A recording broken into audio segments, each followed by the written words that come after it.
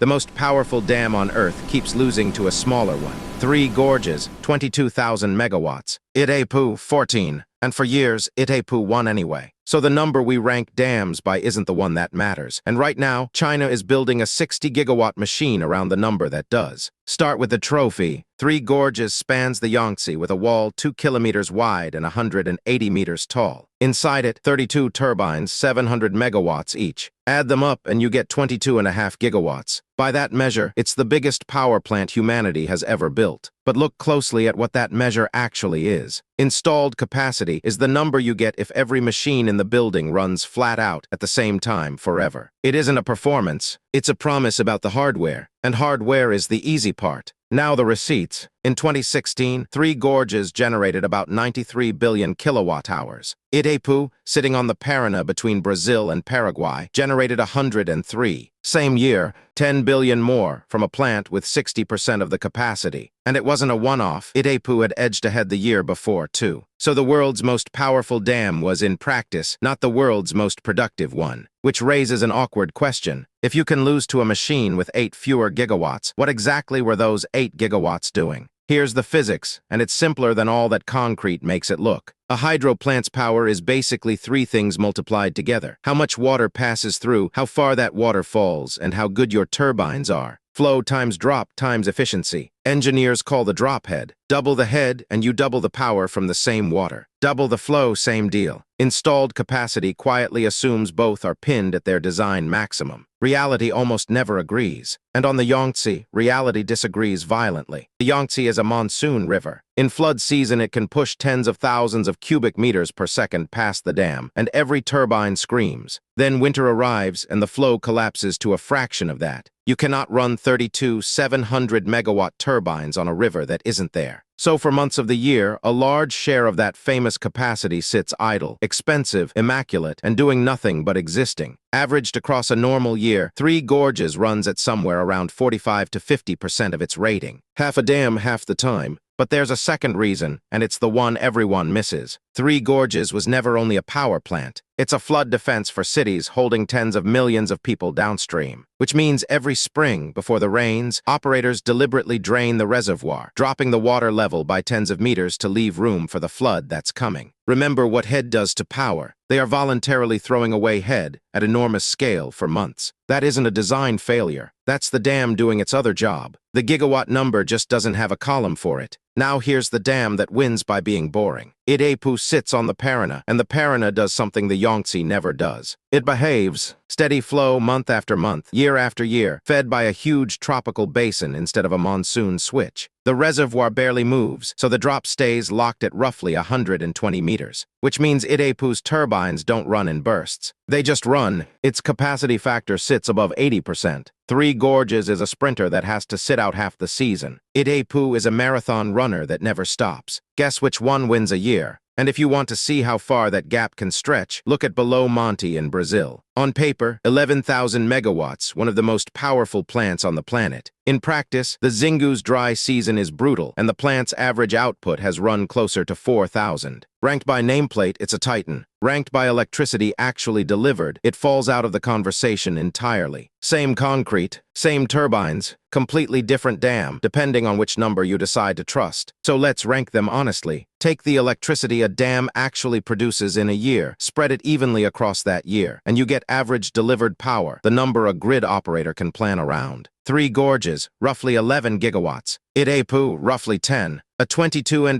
gigawatt monster and a 14 gigawatt one, separated by about 1. And to be fair to Three Gorges, it has pulled ahead since. In 2020, it set a record no power plant had ever touched, nearly 112 billion kilowatt hours, while drought hammered the Paraná. But that's exactly the point. The trophy moves with the weather. The concrete doesn't. Here's the number nobody puts on the plaque. Every giant dam you can name is famous for the same thing: width, volume, the sheer quantity of river it holds back. But in the power equation, storage isn't the multiplier. Height is. Three Gorges, for all its scale, works with something like 80 to 100 meters of drop. Call it a 30-story building, and the water only gets to fall once. Double that drop, and you double the power out of every single liter, with no extra river required. So the real race was never about who could hold back the most water. It was about who could find the longest fall. In eastern Tibet, the Yarlung Tsangpo runs east along the Himalaya, hits a mountain called Namcha Barwa, and does something ridiculous. It turns almost 180 degrees, wraps around the peak, and dives. Inside that hairpin, the river drops around 2,000 meters in roughly 50 kilometers. 2 vertical kilometers, packed into a canyon so deep it swallows the Grand Canyon several times over. Every liter in that river is loaded with potential energy, and for all of human history, it has spent it on nothing but rock and noise. China's plan is not to build a wall across that. You couldn't.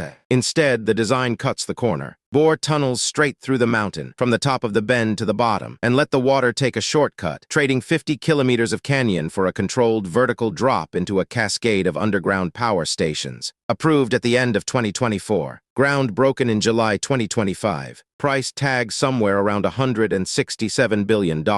Target capacity about 60 gigawatts, roughly 300 billion kilowatt hours a year. That is close to Three Gorges, from a river carrying a fraction of the Yangtze's water. The largest power project ever attempted is being built in about the worst possible place to build anything. The Yarlung Tsangpo Grand Canyon is the deepest gorge on the planet, cut into the seam where the Indian plate is still ramming into Asia. In 1950, that region produced an earthquake around magnitude 8.6, one of the largest ever recorded on land. The slopes shed landslides big enough to dam the river all by themselves, and glacial lakes above can burst without warning. So the hard problem here isn't drilling the tunnels. It's building something that has to survive a century on ground that is actively trying to move. And then there's the part that has nothing to do with concrete. Leave Tibet, and the Yarlung Tsangpo changes its name. In India, it becomes the Siang, then the Brahmaputra. In Bangladesh, it joins the Jamuna. Together, that system waters a floodplain feeding hundreds of millions of people, and all of it begins upstream of those tunnels. India's response has been blunt. Officials in Arunachal Pradesh have called the project an existential threat, and India is pushing forward its own enormous dam on the Siang, partly as a buffer against whatever happens above it. There is no binding water-sharing treaty between China and India. Only data-sharing arrangements, which have lapsed before. But the usual fear here is slightly wrong, and the real one is worse. A scheme like this doesn't need a giant reservoir, so it isn't really built to take water. What it gets instead is a valve. Whoever operates those tunnels decides when the water arrives. Hold it back through the dry season, let it go in the wet one, and you have not removed a single liter while completely rearranging a downstream country's year. Power in the electrical sense is measured in gigawatts. Power in the other sense never shows up on a spec sheet at all, which closes the loop we opened. The word powerful was doing 2 jobs the entire time. There's the plaque number, installed capacity, the one Three Gorges wins, and then quietly fails to deliver. There's the honest number, average power actually handed to the grid, where a smaller, steadier dam on a calmer river fought it to a draw for years. And there's the number nobody prints. Head, the drop,